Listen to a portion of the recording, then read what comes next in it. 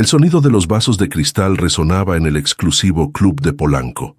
Mateo Cifuentes, heredero de un inmenso imperio financiero, soltó una carcajada seca ante la propuesta de su supuesto mejor amigo y socio, Diego Navarro. Una apuesta. Diego lo retaba a casarse con la primera mujer que cruzara la puerta de servicio, asegurando que Mateo jamás podría convertir a una completa desconocida en la esposa perfecta para la exigente junta de accionistas que se avecinaba. En ese instante, las puertas batientes se abrieron e Isabela Vargas entró cargando una bandeja pesada, con la mirada al frente y la barbilla en alto, ignorando por completo el mundo de lujos que la rodeaba. Mateo no perdió el tiempo.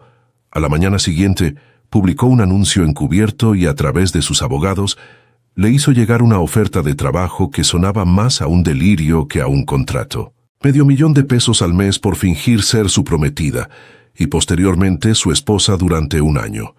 Isabela, que luchaba diariamente por pagar el alquiler de un cuarto minúsculo y sobrevivir en la ciudad, aceptó reunirse con él.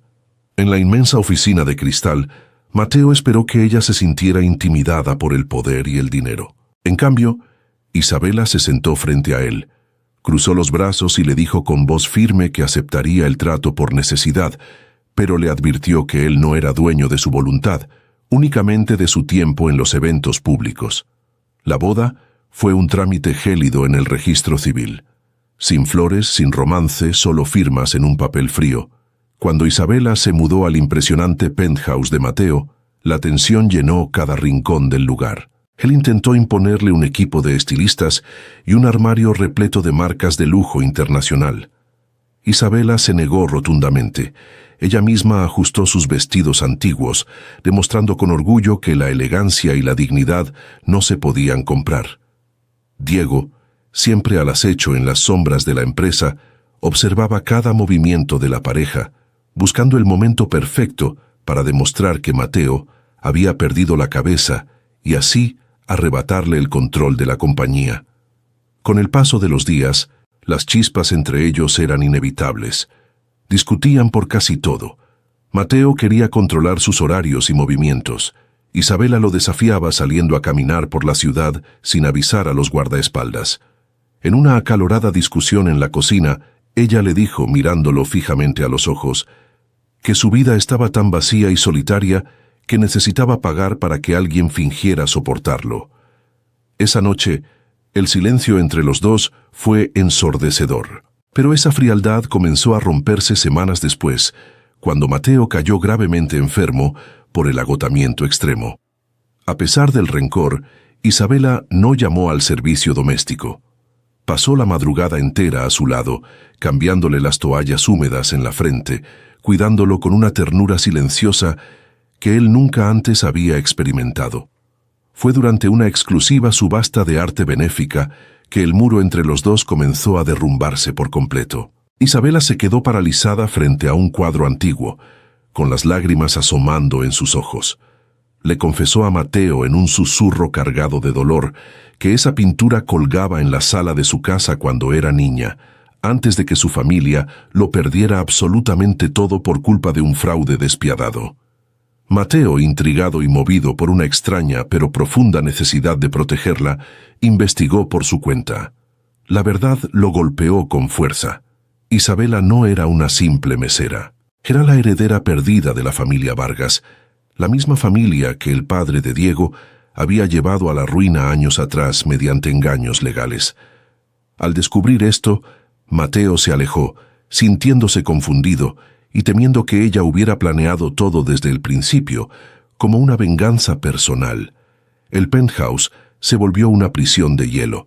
Se evitaban por los pasillos, lastimados por la falta de confianza y el orgullo.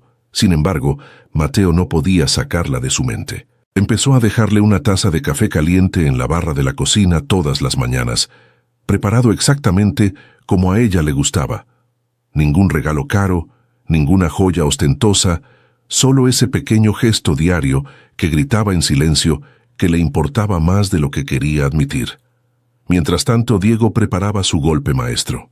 Convocó a una junta extraordinaria de accionistas, anunciando a los medios que tenía pruebas contundentes de que el matrimonio de Mateo era una farsa comprada, una clara violación a las cláusulas éticas y morales de la compañía. Su objetivo era destituir a Mateo y tomar la silla presidencial. Al enterarse, Mateo e Isabela comprendieron que debían dejar su orgullo de lado y unirse para enfrentar la tormenta que amenazaba con destruirlos a ambos. El día de la junta, la sala de juntas estaba llena de murmullos tensos. Diego se levantó, sonriendo con suficiencia, listo para repartir los documentos que revelaban la apuesta inicial y el origen humilde de la esposa del presidente. Pero antes de que pudiera pronunciar la primera palabra, las puertas dobles se abrieron de golpe. Isabela entró, vestida con un traje impecable que irradiaba autoridad, y arrojó una gruesa carpeta sobre la larga mesa de caoba. Frente a todos los directivos, entregó pruebas irrefutables de su verdadera identidad y los documentos originales que exponían el fraude que la familia de Diego había cometido. Como heredera legítima de los Vargas, Isabela reclamó las acciones que le habían sido robadas, convirtiéndose instantáneamente en una socia mayoritaria con más poder que el propio Diego. Pálido, derrotado y humillado frente a todos sus aliados, Diego fue escoltado por la seguridad fuera del edificio, perdiendo su prestigio y su fortuna en un solo instante. Esa misma noche, en la tranquilidad protectora de su hogar, Mateo no ofreció excusas vacías ni promesas grandilocuentes. Se acercó a Isabela, tomó sus manos con firmeza y con la voz quebrada le pidió perdón de corazón. Le confesó que la apuesta había sido el acto más estúpido y arrogante de su vida, pero que haberla conocido y amarla era lo más real y hermoso que le había pasado. No hubo escenarios de película, solo la sinceridad de un hombre dispuesto a cambiar el rumbo de su vida por la mujer que le había enseñado el verdadero valor de las cosas. Los meses pasaron y aquel frío contrato de un año se convirtió en un matrimonio lleno de vida y propósitos compartidos. Con el respaldo incondicional de Mateo, Isabela fundó su propia firma de inversiones, dedicada a respaldar y rescatar a familias que, como la suya, habían sido víctimas de abusos e injusticias corporativas. Juntos, construyeron un nuevo legado basado en el respeto, la justicia y un amor verdadero, dejando las sombras del pasado muy atrás. Si esta historia tocó tu corazón, compártela con alguien que necesite escuchar un buen relato sobre el amor y la superación personal. Suscríbete al canal para acompañarnos y descubrir las próximas historias que tenemos preparadas. Nos vemos en la próxima. El reloj marcaba la medianoche en la sala de juntas de Grupo Montiel. Leonardo Montiel, el implacable director de la compañía, arrugó los papeles sobre la mesa de cristal. El testamento de su abuelo era muy claro: o se casaba en un plazo de 30 días, o todo el conglomerado pasaría a manos de su madre, doña Carmen, una mujer controladora que había destruido el legado familiar por pura ambición. Frustrado, Leonardo caminó por los pasillos oscuros del edificio corporativo hasta que tropezó con una cubeta de agua empapando sus zapatos de diseñador. Frente a él, con un trapeador en la mano y una mirada de profunda molestia, estaba Sofía Reyes, una empleada de limpieza del turno nocturno. Lejos de disculparse, Sofía cruzó los brazos y le exigió a él, el mismísimo dueño del edificio, que tuviera más cuidado por donde caminaba, demostrando una valentía que dejó a Leonardo sin palabras. Al día siguiente, Sofía fue citada en la inmensa oficina principal. Leonardo fue directo al grano. Le ofreció saldar todas sus deudas y un contrato millonario a cambio de un matrimonio falso por un año, justo el tiempo suficiente para asegurar la herencia. Sofía lo miró con desdén, rechazando de inmediato la idea, pero una urgencia silenciosa en su pecho la obligó a reconsiderar y aceptar, advirtiéndole que no permitiría que él ni su dinero la pisotearan. La boda fue un evento gélido, rodeado de abogados y miradas juzgadoras, especialmente la de doña Carmen, quien observaba a la nueva esposa de su hijo con asco y total desconfianza. Al mudarse a la gigantesca mansión Montiel, Sofía se negó en rotundo a utilizar las joyas y los vestidos de seda que Leonardo había comprado para ella, prefiriendo sus prendas sencillas y afirmando su independencia en cada oportunidad. La convivencia se volvió una auténtica guerra de voluntades. Leonardo intentaba controlar cada paso que ella daba para mantener las apariencias, pero Sofía lo desafiaba constantemente, escapándose de la casa por las tardes sin dar explicaciones a la seguridad. Sin embargo, en medio de los gritos y el orgullo herido, una inevitable atracción comenzó a surgir. Una noche Sofía regresó empapada y temblando por una tormenta repentina. Leonardo, olvidando su habitual frialdad, la envolvió en una toalla cálida y le preparó té con sus propias manos, un gesto de cuidado silencioso y tierno que rompió las barreras entre ellos por un instante. Pero esa frágil paz duró muy poco. Doña Carmen había contratado investigadores privados y durante un desayuno familiar en la terraza hizo sonar una grabación telefónica interceptada. En el audio se escuchaba la voz de Sofía llorando, hablando sobre el costoso tratamiento médico que su pequeño hijo, un secreto que guardaba celosamente del mundo, necesitaba con desesperada urgencia. La revelación cayó como un balde de agua fría. Leonardo se sintió profundamente traicionado, convencido de que ella solo lo había utilizado desde el primer minuto para asegurar el futuro de su hijo, robándole su fortuna.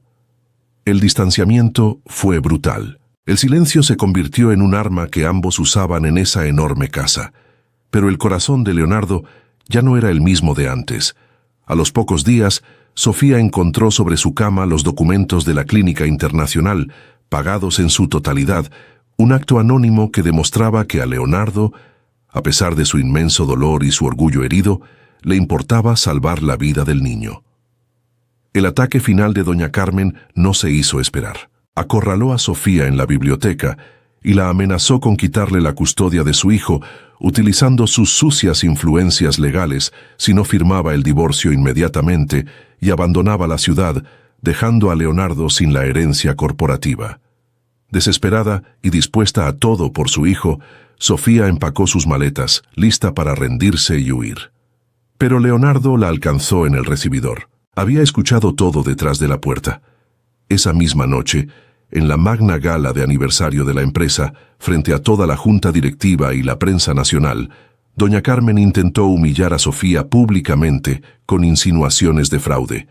Leonardo tomó el micrófono y con voz firme y protectora, no solo defendió a su esposa, sino que anunció con orgullo que había iniciado los trámites para adoptar legalmente al pequeño. Sin piedad, expuso los intentos de chantaje de su propia madre, presentando las pruebas de su conspiración. Al ver la contundencia de los hechos, los aliados de doña Carmen le dieron la espalda uno a uno. Fue descartada y expulsada de la empresa familiar esa misma noche, perdiendo todo el poder y el respeto que tanto ansiaba. En la privacidad de su hogar, lejos de los flashes de las cámaras, Leonardo abrazó a Sofía. Con la voz temblorosa, le pidió perdón por haber dudado de sus intenciones y le confesó que aquel contrato de negocios ya no significaba absolutamente nada, porque se había enamorado perdidamente de su valentía y de su alma. Al final, no hubo necesidad de quedarse a pelear en ese mundo tóxico de corporativos y ambición. Meses después, renunciaron a Grupo Montiel, dejando la empresa en manos de administradores de confianza.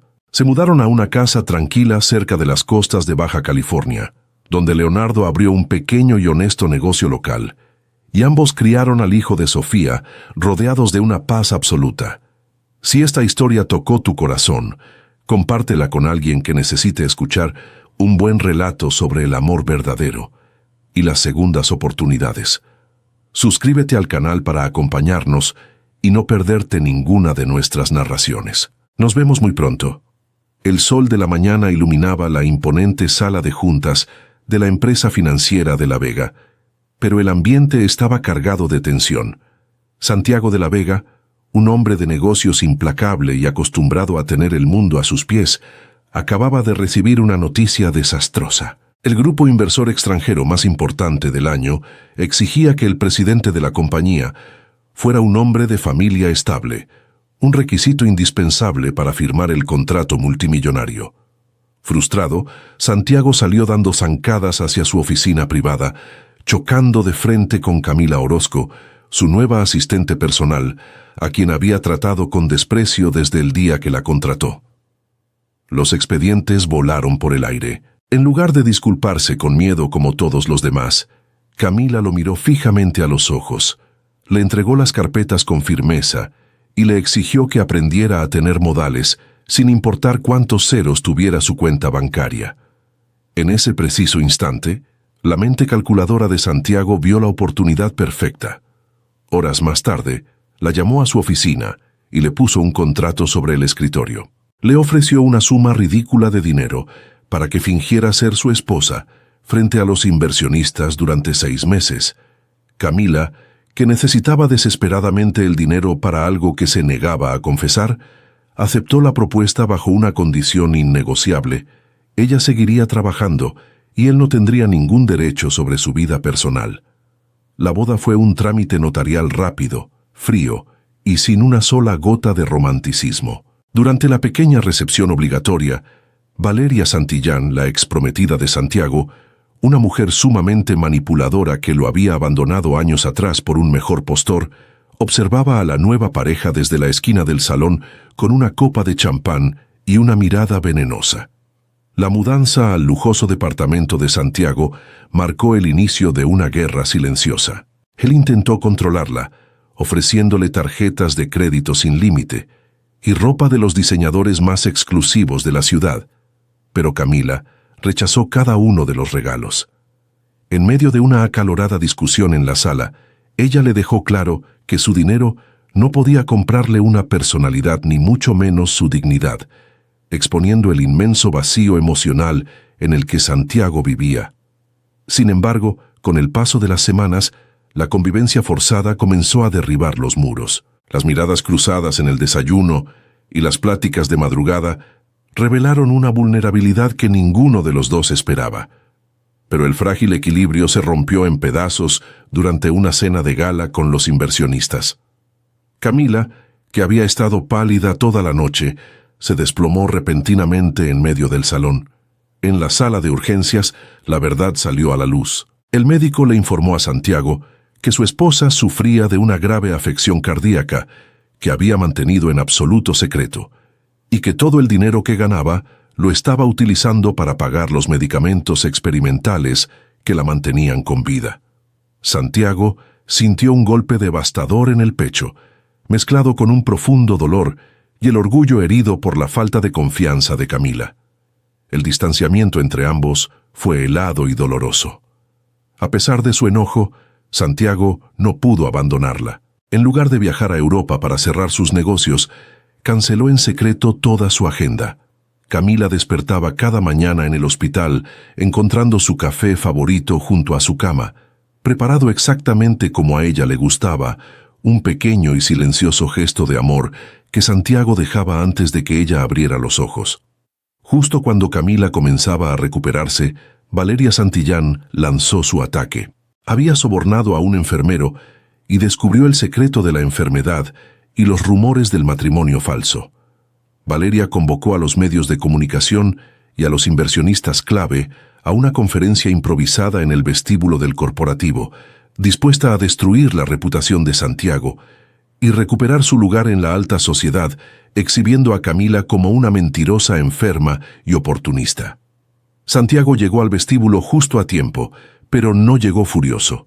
Llegó con una calma que aterraba. Frente a las cámaras y los micrófonos, no solo admitió que el matrimonio había empezado como un trato de negocios, sino que humilló públicamente a Valeria al mostrar los documentos legales donde él le transfería la mitad de sus acciones a Camila, demostrando que su compromiso era tan real que estaba dispuesto a poner su imperio en las manos de la mujer que amaba. Los inversionistas, asqueados por la crueldad y la bajeza de Valeria al intentar usar la salud de una persona para un chantaje corporativo, le retiraron todo su apoyo en ese mismo instante. Valeria fue escoltada fuera del edificio por la seguridad, repudiada por la prensa y abandonada por aquellos que decían ser sus amigos, perdiendo su estatus para siempre. Con la tormenta finalmente disipada, Santiago subió a la terraza del edificio donde Camila lo esperaba. Con la voz llena de una ternura que nunca antes había conocido, le pidió perdón por haber sido un idiota arrogante al principio y le juró que pasaría el resto de su vida cuidando su corazón en todos los sentidos posibles. Un año después, la pareja renovó sus votos en una pequeña e íntima ceremonia en la playa, esta vez por amor verdadero. Camila, completamente recuperada gracias a los mejores tratamientos del mundo, fundó junto a su esposo una clínica especializada para personas de bajos recursos. Si esta historia tocó tu corazón, compártela con alguien que necesite escuchar un buen relato de amor verdadero y justicia. Suscríbete al canal para acompañarnos y no perderte ninguna de nuestras próximas historias. Nos vemos en la próxima. Aquí tienes el texto narrativo en español de México. Editar. El infográfico presenta una lectura psicológica y social de 3 historias que, aunque cambian de personajes y conflictos, comparten una misma estructura emocional. Mateo e Isabela, Leonardo y Sofía, y Santiago y Camila comienzan sus relaciones dentro de acuerdos fríos, matrimonios falsos y necesidades económicas. Para los protagonistas masculinos, el matrimonio representa una estrategia para conservar una empresa, recibir una herencia o cerrar un negocio. Para las mujeres, aceptar el trato significa sobrevivir, proteger a un hijo, pagar un tratamiento o recuperar la estabilidad perdida.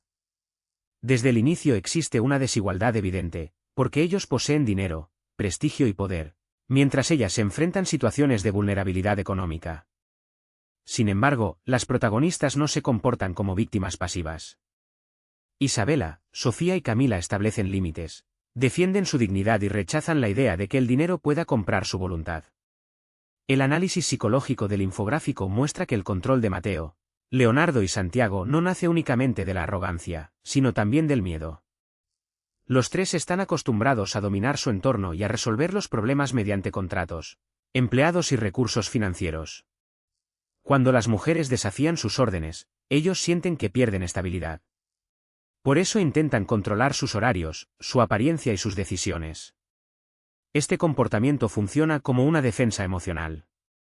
Detrás de la dureza existe temor al abandono, a la traición y a la pérdida de poder. Las discusiones entre las parejas revelan que ninguno sabe expresar con claridad lo que siente. El orgullo se convierte en una barrera que impide reconocer la necesidad de afecto. La transformación comienza cuando aparece la vulnerabilidad.